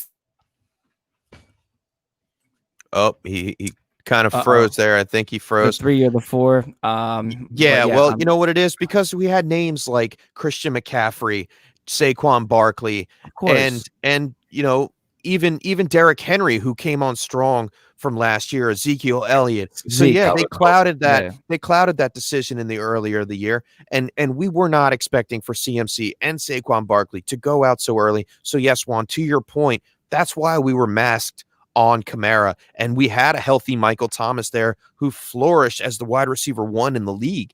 And that was one of the main reasons why we weren't taking Kamara so early on in the draft, and we were going with those other options. And obviously, you know, injuries happen. There's no control over that, and you can't predict that. And that's part of fantasy football, and that's why we play it, baby. Mm. That's why we're here. All right.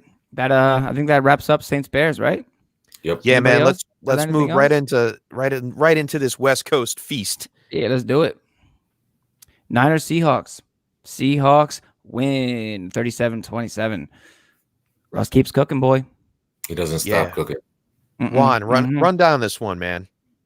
You love the 49ers to talk about the 49ers, so I'll let you go where this one is. Yeah, I mean, Russ was cooking, but for the 49ers, it's concerning, man, because even when Jimmy G was in the game, he's injured now and he's out indefinitely, and we're not sure what indefinitely means. And they also had the bad news of Kittle going out, and then he hurt his foot. So we don't know exactly what's going to happen with that team going forward. And now they sold Quan Alexander. I'm starting to see signs like the injuries finally are just going to be too much to overcome. But then Mullins comes in the game and goes 18 for 25, 238 yards and 2 touchdowns. So which Niners team kind of we're going to see is I'm really excited for the Thursday night game a couple of days from now, because that will tell us like what the 49ers plans are going forward. Like if they can compete and they can play against the Packers with Mullins, then going forward, they might be able to sneak into the playoffs in that tough NFC West. But you saw a lot of great play from their young players, like my boy Brandon Ayuk, who I've been hyping him up for a little while now. And I even did it the 6-pack. He was my guy, my fresh 6-pack player that was going to break out. And you took both of them, didn't you? You took it was like a double pack or something like that. You took both the receivers. Yeah, I wanted both receivers. Yeah, and that was the Twix. That was when we did the Twix Halloween. That was our show. Yeah, that was our show. In the Halloween episode, yeah, I took both of them, and it's just a matchup. Like anytime you're going up against the Seahawks and they're giving up 60 points to the wide receiver, like it's ridiculous. So you want to take those guys, but yeah, we saw them come through. Both of them shine in that game. A lot of questions going forward for this team, though. Yeah, I'm right there with you, man. One guy that you didn't mention, I'll throw it on there. Tevin Coleman finally comes back off of IR. He's in for a couple plays, and then he gets hurt. Mm-hmm. So what is going to happen with this team moving forward? There's too many pieces in a strong division where you need to win those divisional matchups. And if they lose here, I don't have their schedule in front of me. Let me see real fast. They got to go to Green Bay. They go to Green Bay, and I think Green Bay, with the way that they're stated right now, I think Green Bay could beat the 49ers, and they're going to want some revenge coming off that loss. Then they go and play the Saints, and then, the Week 11 bye. So they might have a chance to sneak into the playoffs because of the 7th team. They may be one of those 7th teams candidates to get in. But yeah, man, it's not looking good. It's not looking promising for the San Francisco 49ers. That's a tough division to be in. That NFC West is real. for sure. Yeah, And on especially the with Russ cooking the way he is. yeah, there it is. Go for it. 261 yards on 27 completions for 4 touchdowns. Okay. Yeah, unbelievable. 28.74 fantasy points. And this week it wasn't Lockett. Lockett had a quiet week, 4 for 33, but DK Metcalf It's going to be one or the other. Yep. 12 receptions, 161 yards, and 2 touchdowns. My man hit a 40 ball. Let's go, DK. Yep. He's unreal. DK Metcalf is absolutely unreal. But Mr. Swanson, you're absolutely right. It's one or the other. It feels like they're taking turns week in and week out. It does, doesn't it? Matchup, right? Like, they're picking their matchup. They're saying, I'm going after this corner. Like they went after Kirkpatrick. And then this week they went after Mosley. Like whatever they want to do, they go after one guy and they target him. And it's just working for them right now. They're cooking on all cylinders. How do you game plan for that, man? That is ridiculous. That is going to be one of the toughest things to do to game plan for the Seahawks. And they got the Bills next week? I believe so. Yeah. I believe, yeah. They got the Bills next week. I would expect a Lockett game. I'm going to call that one early. I was just going to say the same thing. I'm with you on that. I'm with you on a Lockett game for sure. Yeah. Let's lock that in. Yeah, Trey White. Trey White. Yeah, Trey White. Yeah, he's probably going to get DK the same way Patrick Peterson did a couple weeks ago and be able to hold him down a little bit and keep him under wraps and then Lockett will go off. Norman, yeah. Lockett could beat Norman all day long, dude. All day. Yeah, 100%. If Norman's healthy. Right. At that. He's been banged up all season. On the ground side of the ball, how about DJ Dallas coming in for the late game time decision of Chris Carson being out? Really ready doing his for thing, it, man. baby. And we talked about it. You guys talked. I was ready for it, and it happened. I'm so glad this happened, man. I'm so glad he did well. Business, 18 carries. I mean, he didn't get too much production on the ground. 41 yards on 18 carries, but he did get in the end zone. He did score. Yep. And then he had 5 receptions for a touchdown, 22.8 fantasy points. You weren't mad at that. If you listened to us and you went out and got DJ Dallas, I said it, not Travis Homer. I said DJ Dallas. You were rewarded for that late game switch. And all 3 of us were together for this. And it was halftime at the 1 o'clock games. And I'm like, yo, what's the news? I got to know. I got to take Carson out. I know I'm going to have to take Carson out. Am I going to be able to play DJ Dallas? And he rewarded me very much so. I don't think it really mattered much difference in the league that I did play him, but I was happy to see my projection called right. And Mob GG was happy to see that too, because DJ Dallas is the only reason he's still in this. I love it. Go. Great play, my dude. Great play, my dude. Picked him up at 12:56. That's what's up, man. I hope you got that from our show. I really hope you can pull it out tonight, man. 17.66. I hope you can do it. I appreciate that, Mob. I appreciate that, my dude. We are pulling for you. You guys got anything else on the Seahawks side? Anything Seahawks? Nah, man. I think they just keep cooking, man. And we were talking a little bit about MVP talk yesterday, and it's going to be tough for that young boy from Arizona to win that MVP if Russ and Patrick Mahomes keep throwing the way they are throwing, man. It really is, and it's between, in my eyes, Kyler's in the conversation. He's in the conversation. He's at the end of the conversation.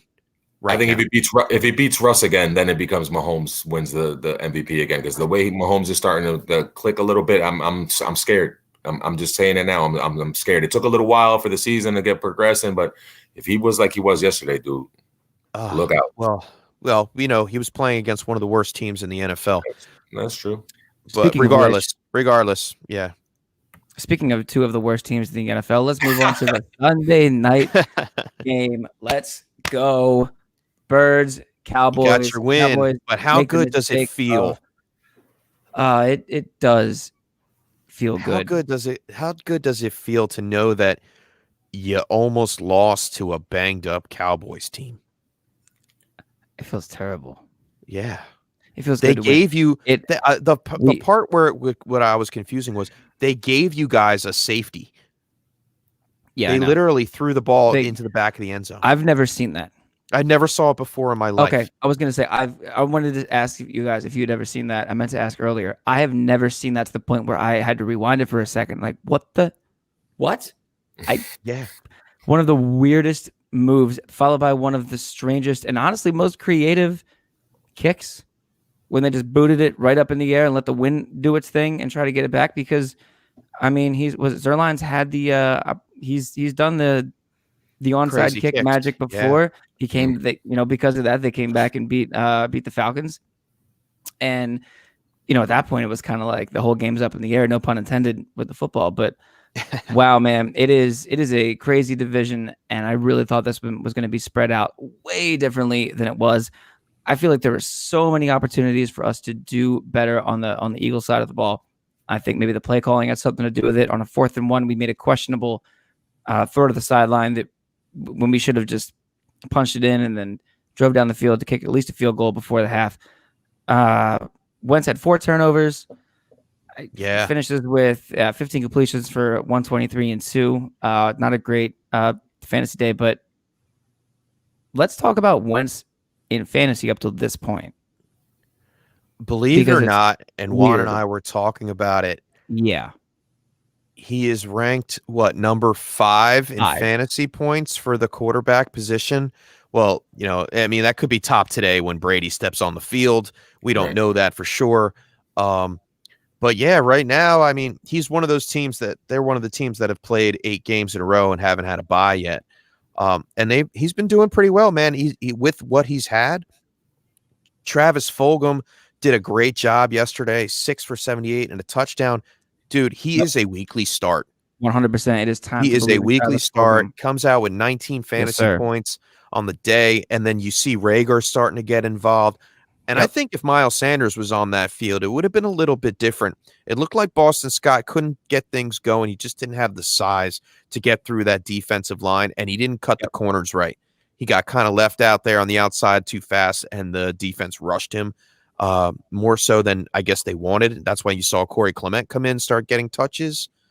It's a totally different game when you have Sanders out there on the field. And I like how you mentioned Fulgham is kind of a weekly starter, and hopefully you went out there and pick. Sometimes it's rare to a guy has a great week and then you rush to the waiver wire and pick him up and he continues to produce for you. That's rare. Chase Claypool, I feel like, comes to mind as another one, a guy that shows up, and Travis Fulgham is in that same conversation. Great story, great receiver. Hopefully you have him on your fantasy roster. I couldn't get him. You couldn't get him. I got him in 2. I got him in 2. I got him in what Dynasty. About you, Juan? You got any? You got any shares of Fulgham? I have 0 Fulgham. I wanted to ask you guys real quick, since Mr. Swanson, you're the resident Eagles fan. 4 out of the last 5 weeks, right? Touchdowns? Yes, correct. Right. 4 out of the last 5. Didn't get one last night. Can't argue with that production, though.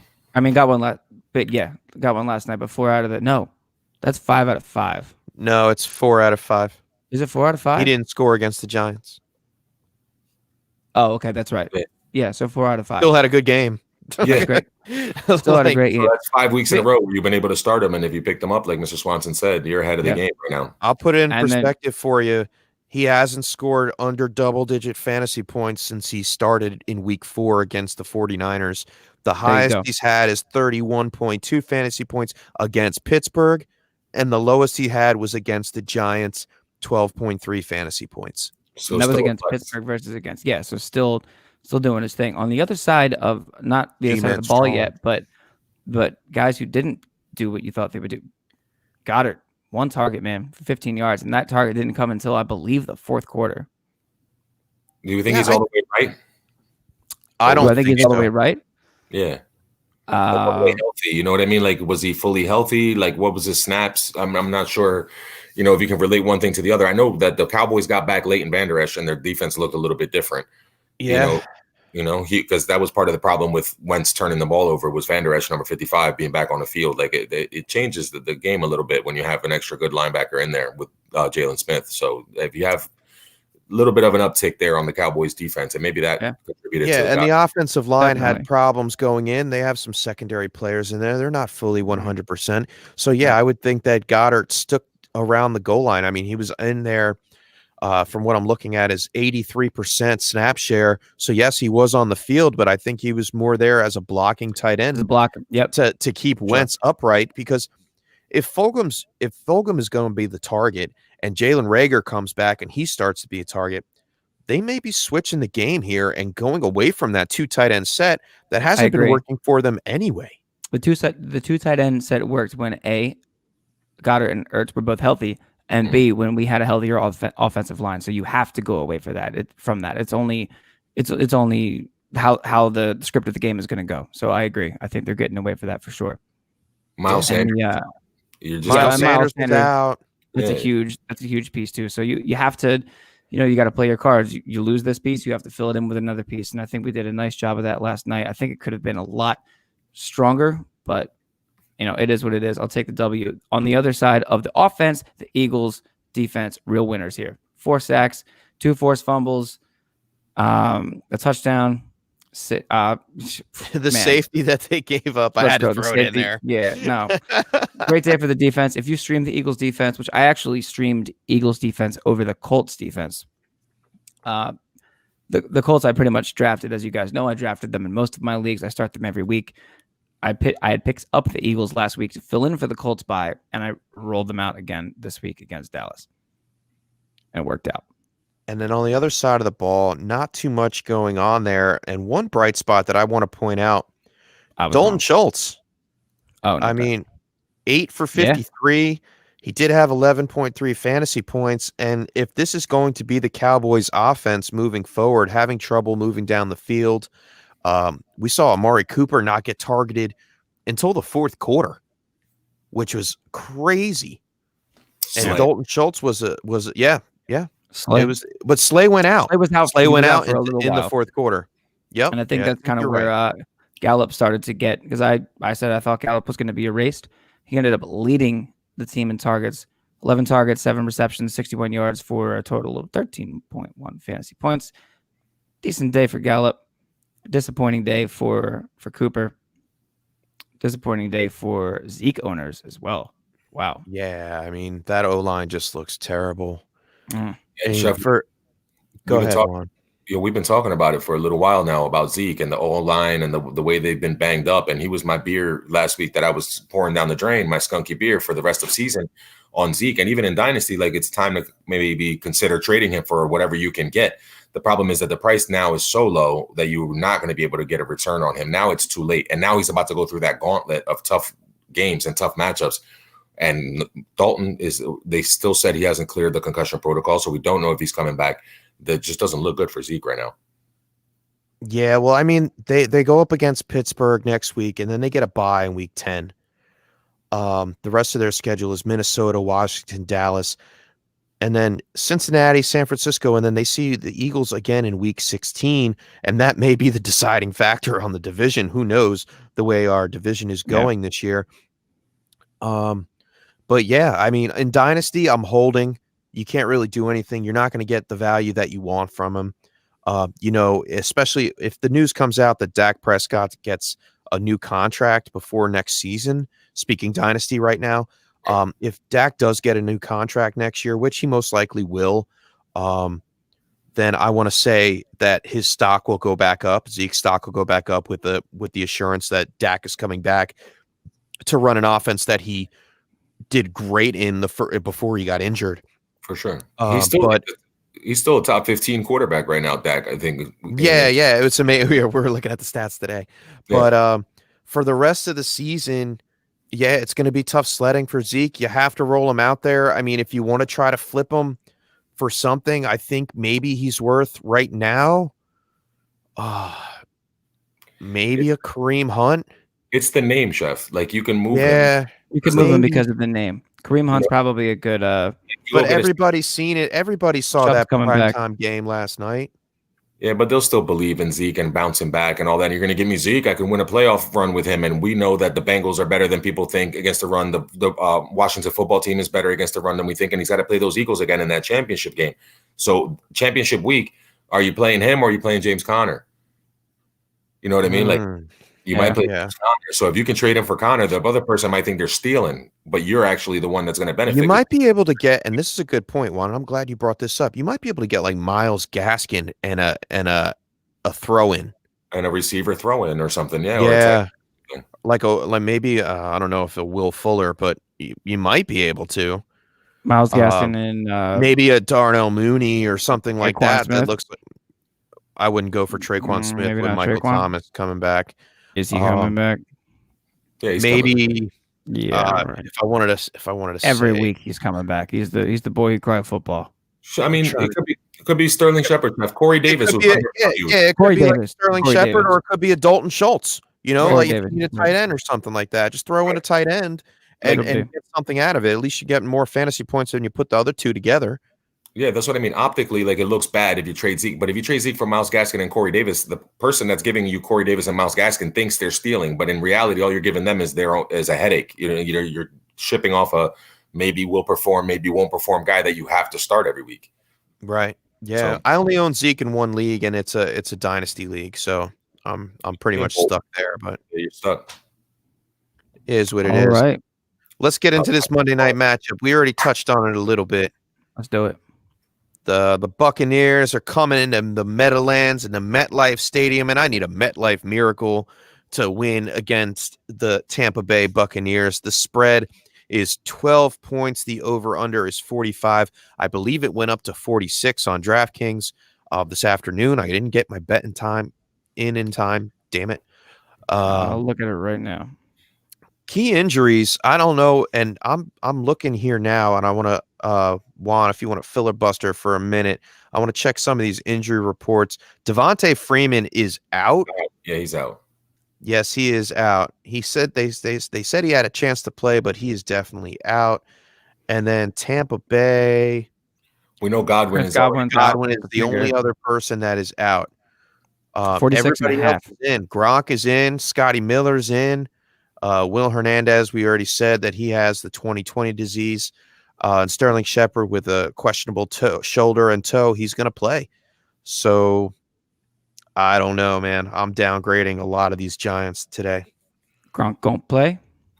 That Tampa Bay defense scares me. Right? Even if they were fully healthy, if they had everyone, if they had Saquon, like I would still be scared of that Bucs defense. We've seen them shut down Jacobs and Aaron Jones and whoever else they have to face. They just take care of business week in and week out, and it's probably going to be a defensive battle, believe it or not. It's cold out. Brady doesn't play as well on the road. We've seen that so far this season. He hasn't played great on the road. So, I mean, I don't know. Yeah. I think you guys have a puncher's chance, maybe, because of the turnover. No puncher's chance? No. All right. No way, no how. No way, no how. 22 mile an hour wind, 40-degree weather. Brady loves cold weather. But he doesn't love Brady. No, he doesn't love cold weather. That's why he moved to Florida. But he thrives in cold weather. He had to play in cold weather his entire MVP career. True, indeed, but I don't know if I trust the arm strength. Again, it's going to have to be the running game. I think it's a big Ronald Jones and Leonard Fournette day. That's the way I think so too. Fournette over Jones, baby. Let's go. Are you going Fournette over Jones? Yeah. How so? Or how come? Let me hear it. Well, I mean, if I don't have the numbers in front of me, but yeah, I'll do a little work. Just from a just not even from a number standpoint, just from what you're feeling between Fournette or Jones. Because the last week. Yeah, I mean, because of last week, it's recency bias, and I'll have the recency bias. When Fournette got healthy, he was the main guy. All right, he got the passing work. I believe he caught 7 balls last week, or maybe at least 5 or 6 on 7 targets. I mean, if he's going to get the receiving work and be the goal line back, yeah, Ronald Jones will play that Adrian Peterson like in between the 20s. But you really want who scores the more of the points? The guy that punches it in the end zone. We saw it this week with Zach Moss up against the Patriots. Yeah, they had equal amount of touches, but the guy you want in fantasy is the guy that's going to be in the goal line and punching it in the goal line. And if he has the receiving work to go along with it, Fournette is the guy. He's a bigger, stronger running back, higher draft capital, and I think he's just getting started receiving the ball with Brady, and he may turn some heads going toward further into the season. I like you pulled the stat real quick. He had 6 catches last week on 7 targets, and he was the main. I didn't know the exact number, but I know it was close. It was 6 on 7 targets, but he only had 11 carries, and that game, like Brady threw the ball all over the yard. That was against the Raiders, and they kind of had to throw the ball a little bit. I think this game they don't throw it as much, and I think my man Mob G that commented that had the problem with the Brady situation. I think he's got a chance, because they're going to focus on the run. And as soon as you said that, Chef, I started thinking to myself, I can see it 45 minutes into the game. And the Chef's like, damn it, they just keep giving it to Ronald Jones. Where the hell is Fournette? Every time we say something like that, that's exactly what happens. Like it becomes the Ronald Jones day, and he goes for 200 yards on the Giants today. Yeah, I hope not. I hope not, but I mean, I don't need him to win this week. I'm already done, like pretty much. I don't really have too much riding on this game. Anything that Fournette does is just an added thing. But like you said it last week, just to go back with you a little bit, I mean, Ronald Jones carried it 13 times last week up Right. against Vegas. So And 13, Vegas, 11 to even out. yeah, Yeah, 13-11, that's pretty even, right. you know? So and that was him, that was his first game back. I don't know. It's going to be a close one. And, we could see almost like a 50-50 split like we're seeing in some other places to keep them both fresh because they definitely want that soup. They're definitely going for the Super Bowl push. And 100%. as of right now, coming out of the NFC South, they are the team to beat. It's not the Saints. It's not the Falcons. It's maybe the Carolina Panthers, maybe, but they just lost to Atlanta in the rain. Like, come on. Yeah, no. It's the Tampa Bay Buccaneers. And Team to beat is the Steelers. I don't know. I don't see their schedules. Wait, I have their schedule now in front of me. They don't play. They play the Rams out of the NFC They have West. a week 13 bye. Yes, they have a week 13 bye. So it's something to think about for fantasy purposes. Your schedule is beautiful for the fantasy playoffs. It's Minnesota, Atlanta, Detroit. Minnesota, Atlanta, and Detroit. It's insanity. So if you have these guys, I'm hoping it's Leonard Fournette. Because I was a Leonard Fournette truther in the beginning of the season before he got traded, and then I was scared when he did get traded, and I traded him away, but in redraft. But Chef, you would have been right though, Chef, because James Robinson's putting in work in Jacksonville. If Fournette stays there, he's the same as Robinson. He's a top 10, top 5 running back if he stayed in Jacksonville. Yeah, I'll take that. I agree. Thanks. All right, so let's run down the fantasy in or outs for tonight's game. Daniel Jones, yes or no? No. Out. No, not out, but no. Not playing him. Right? Oh, not we're playing saying him. no, yes or no, we're playing him or starting yes him? or no, would you start him in fantasy? Okay. Devontae Freeman, Wayne Gallman, Dion Lewis, any of those three? Freeman's out, so he's a no. Dion Lewis, no. Gallman, only in desperation, low end flex consideration. You would put Gallman at the top of that list, and it's still like a scrape. Yeah, I would try. I would have tried to pivot earlier in the week. I would have played. Right. I would have probably played Cam Akers over him at this point. All right, Shepard, Slayton, Tate. Who you got? Who you trusting? Who you not trusting? Oh man, I'm not trusting any of them, but I'm in a league, the Goats and Hose leagues, and shout out to the DHH family team in case anybody's watching. But the Goats and Hose league, and I have Daniel Jones, Sterling Shepard, and Darius Slayton in my lineup due to 2020.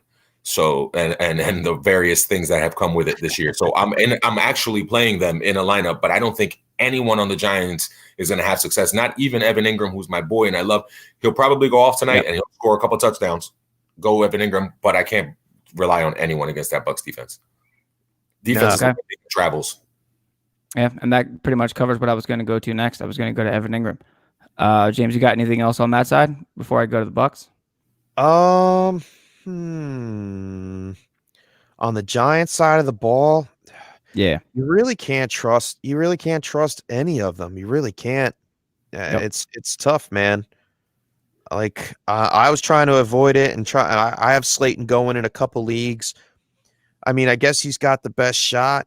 Maybe Tate. Maybe you see Tate get into the end zone. Maybe, but Sean Murphy Bunting he's been crushing it.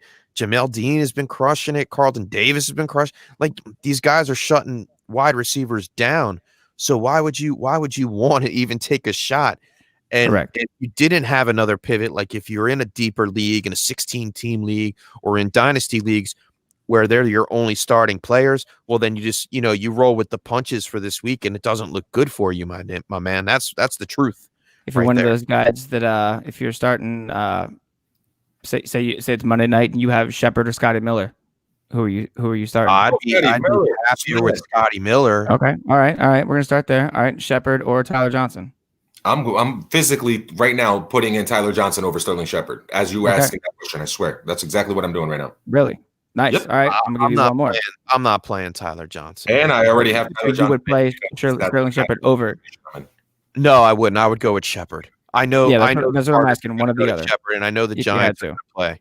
These are for Monday night tilt. That's my tilt. I'm tilting with Shepard there. All right, so Shepard or Justin Watson? Shepard. Shepard.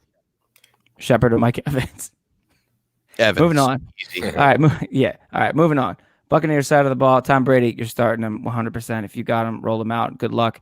If you're down by 17 points, 16 points, or 6 points, like our man, like our boy Mob, good luck, man. We'll You see have what a happens. shot, man. Just keep. You do have a shot. Fingers crossed that it's a Defense running back side of the ball. We talked about Leonard Fournette versus Ronald Jones. It's a running back battle right there, dude. We It's went a battle. off a little bit. We went head to head Yeah. there for a little bit, Juan. I I have to say this name. I have to say this name just because damn 2020 is what it is. Keyshawn Vaughn Day. Yeah. Keyshawn Vaughn Day. I knew it. Oh. It's a Keyshawn Vaughn Day. It is. No, it's not. I'm about to put in one of those DFS things right now and put him in the captain's chair. Like my man Frank Duffy says, I'm going to go outside and ask a squirrel, and then I'm going to put a Keyshawn Vaughn. Go outside of that. Is that what Frank says? That's funny as hell. Man, he's nuts. I like that. Put Wayne Gallman in the captain's chair. What do you think? I think I would play LaShawn McCoy before I play Keyshawn Vaughn. Oh, ooh, that's hot. If you want to name drop on a Monday night. Okay. All right. Well, we got one last name to drop on Monday night, and that is the tight end position. Rob Gronkowski. Are you playing Gronk? Yeah, I'd play him. Good. All right. Cool. Because I would too. Yeah, if it was a choice Over- between him or Cameron Brate. Cameron Brate. Yeah. All right. I mean, I'd probably. Gronk or Evan Ingram, Chef? I was just about to say that. Very nice. My man. I'm going to go with Ingram. I'm going to go with Ingram on it, and the reason being is because I think the Giants are just going to have to throw the ball a lot more than we want to, and because we can't run it against that defense, so they are going to have to throw it. And I think, I mean, Evan Ingram. I mean, you're splitting hairs here, really, but yeah, I'd give Evan Ingram the more opportunity to score. I agree. I feel like there's Tom Brady's.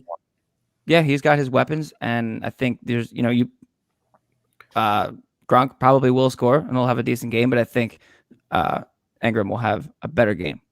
Tight end versus tight end. And to add to that, he's probably debuting for his trade team right now, so he may actually catch an audition. Yeah, it might be an audition. Okay. Because there's rumors. I hear them through GiantsBackpage.com that oh my God. That there are some rumors of Evan Ingram maybe leaving the New York Giants sooner than later before his contract is up. So hey, well, before he turns into a pumpkin, he's got one more Cinderella game to play. So hopefully this is it. For fantasy purposes too, because you can lift him for fantasy purposes. If there's someone, if you got a Giants fan out there, traded to like the Chargers, the Philadelphia Eagles. They got Hunter Henry. I'd like to see him on the Cardinals. That's where I'd like to see him. I'd like to see him with Kyler Murray and give him another option, another weapon. That's another choice. Yeah, I like that. Or Carolina. Carolina too. Okay. I think Thomas isn't doing it for him. I mean, Kittle just went down. I mean, are they really going back to the Jordan Reed well, or do they need a tight end? Ross Dwelly did score a touchdown this week, so I don't know. They might be okay. I have him in a dynasty league. Isn't it terrible when you have guys like Ross Dwelly on your team and you actually start him? Sometimes I had to start him like last week. Hey, if it's tight end premium, it's not that bad. It's not tight end premium. At least you know he's going to get some work. Yeah. Indeed. All right, guys, that wraps it about up, huh? It does. Yeah, that'll do it. We got about an hour to a little less than an hour till game time. So y'all get your bets in. Hopefully you took something out of the podcast. Thank you very much for tuning in. I'm going to sign off first and send it to the boys above me. I'm going to start in the basement. My name is John, J-A-W-N Swanson. You can find me at FF John, J-A-W-N Swanson. As always, we appreciate all the questions, everybody tuning in. Thank you so much. We'll be back on Wednesday with our Week 9 preview, and I'm going to send it right below me. Wait, hold on. No, I'm going to send it right down to my boy One of a Kind. Take us out, man. Bring it to James. Yeah. Thank you guys for listening, man. Juan Carlos Pena at FF One of a Kind. Been a great show. Love doing the show with you guys. And like Mr. Swanson said, we're going to see you guys on Wednesday, and we're going to do the midterm report. We're going to talk a little bit about our season, how it's going so far, moving forward, some trade options. We got a lot to cover on Wednesday, so make sure you tune in for that one. And I'm going to send it out to the chef so he can take us home. Yeah, man, I can't wait for that episode. It's going to be fun. I'm going to spin some wheels on some Dalvin Cook on Wednesday, man, because it's just looking juicy. And, man, I love that take. And there's a couple other things that we've gotten right so far, and a few things that we'll laugh about, and you guys can laugh at me about some of my rankings in the preseason. For sure. Yeah. Me too. For first-time listeners, first-time viewers, I am James Crease. You can find me at FF_chef on Twitter. Make sure you check out everything on Facebook, the Tilt is Real Fantasy Football Podcast page. You can find us at the www.thetiltisreal.com. And check out our YouTube page. If you watched and joined in on YouTube, hit subscribe. We appreciate it. Every view that we get, every subscriber that we get, it helps us start to build that page up a little bit more. They don't even let us put up an emblem right now. It's pretty messed up, but that's how they do things. And if you like reading about fantasy, check out Ball Blast FB, ballblastfootball.com. I'm a writer over there for them. I'm working on it right now. I'm working on a nice deep dive of Antonio Gibson, and you will not believe some of the information that I have found out on Antonio Gibson. But check that out. That should be coming out this week. And that's about it, man. TIR_pod on Twitter as well. If you want to follow us there.